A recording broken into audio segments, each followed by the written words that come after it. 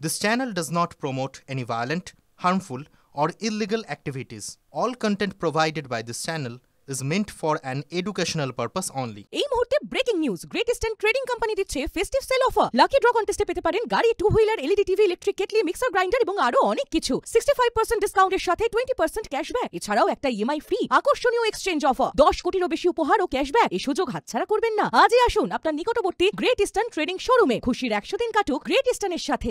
আজ প্রধানমন্ত্রী নরেন্দ্র মোদী তিনি মণিপুরে যাচ্ছেন।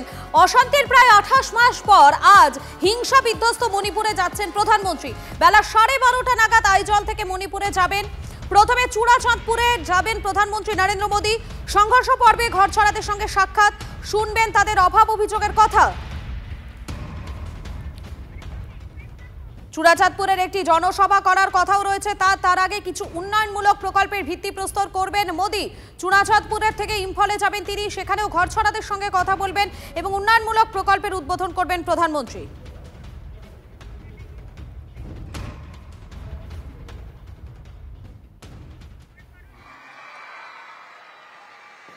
Welcome to this historic day. Today, Mizoram capital gets railway connectivity. I congratulate all of you collected here in thousands to this great historic day. The Bhairavi-Sarang railway line was a very, very challenging project. It includes 45 tunnels and 55 major bridges. It is practically a...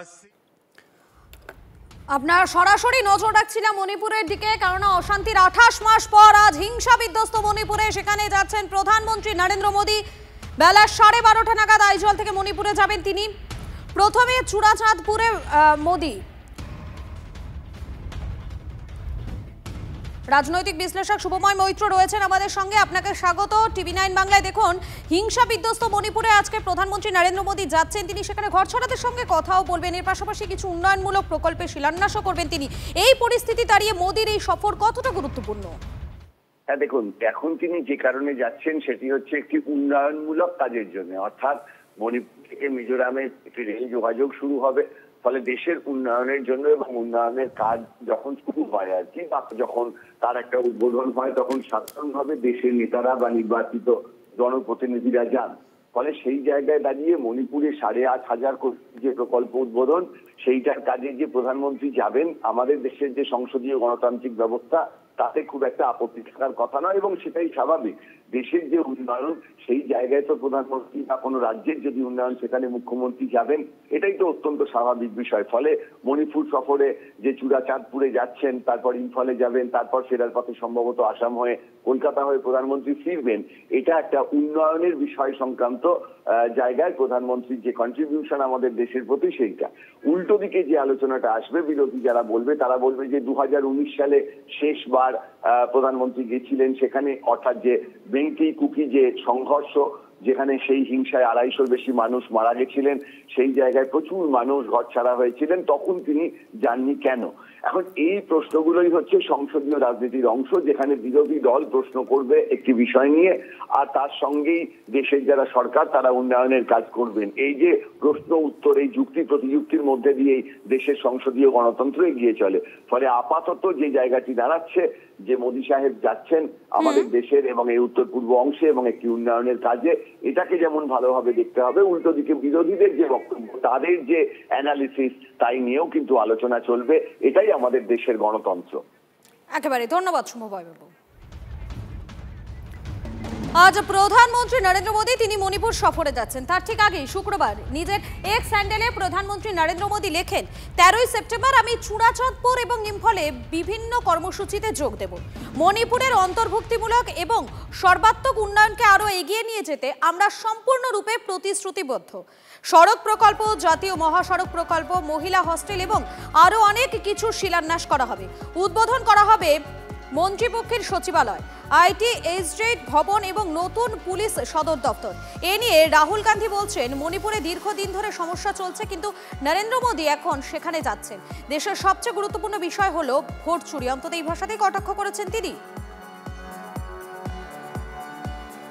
Manipur में बहुत समय से issue है अब जा रहे हैं, ठीक है, बट मेन मुद्दा तो देश में वोट चोरी का है। हरियाणा का महाराष्ट्र का चुनाव चोरी किया गया, कर्नाटक में हमने दिखाया, तो मेन मुद्दा तो देश में वोट चोरी का है। सब जगह लोग यही कह रहे हैं, वोट चोर। রাহুল গান্ধী গন্ডগোল করানোর জন্য মণিপুরে গিয়েছিলেন, পাল্টা বলছেন বিজেপি নেতা দিলীপ ঘোষ। রাহুল গান্ধীরা গন্ডগোল করাবার জন্য গেছেন, মাননীয় প্রধানমন্ত্রী গন্ডগোল মেটাবার জন্য গেছেন। ওখানে যারা ভারতীয়রা আছেন, যারা শান্তিতে থাকেন, তাদের মনোবল বাড়াতে, ওখানকার সরকার প্রশাসনের যারা ওখানে শান্তি রক্ষা কর্মী আছেন, আধা মিলিটারি থেকে আরম্ভ করে সবার মনোবল বাড়াতে মাননীয় প্রধানমন্ত্রী গেছেন। মণিপুরের সমস্যা আজ নয়, কংগ্রেস জিয়ে রেখেছিল, কংগ্রেস তৈরি করেছিল, এখনো কংগ্রেস চাইছে ওটা চলুক, কিন্তু যেরকম কাশ্মীরের সমস্যা সমাধান হয়েছে, মণিপুরের সমাধান খুব তাড়াতাড়ি হবে। এবং মণিপুরে যাচ্ছেন প্রধানমন্ত্রী নরেন্দ্র মোদী এবং তারপরেই মহালয়ার আগে ফের ভোটমুখী বাংলায় প্রধানমন্ত্রী। কাল থেকে দুদিনের সফরে রাজ্যে থাকবেন প্রধানমন্ত্রী নরেন্দ্র মোদী।